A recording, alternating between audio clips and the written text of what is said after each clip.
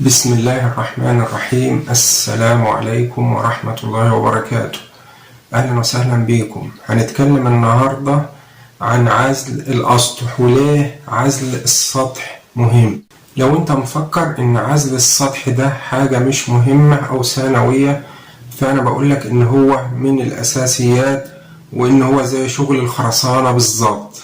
ازاي؟ اقولك انا، السطح بتاعك لو بيرشح يبقى معناه ان المية وصلت للحديد، ومادام المية وصلت يبقى الهواء كمان وصل. طب وايه المشكلة يعني؟ المشكلة ان اسياخ الحديد في حالتها العادية بتكون بدون اكسدة، وبتكون عايزة الرطوبة زائد الهواء عشان تتأكسد. واحد يسألني طب وايه هيحصل لما تتأكسد؟ اقولك اكسيد الحديد حجمه اكبر من حجم الحديد غير المؤكسد، فلما الحجم بيزيد بيضغط على الخرسانة وعلى التشطيب سواء محارة أو غيره.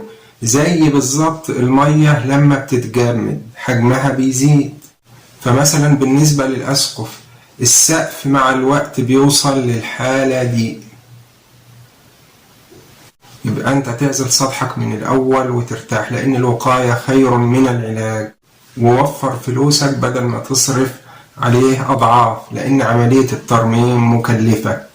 وشكرا، والسلام عليكم ورحمة الله وبركاته.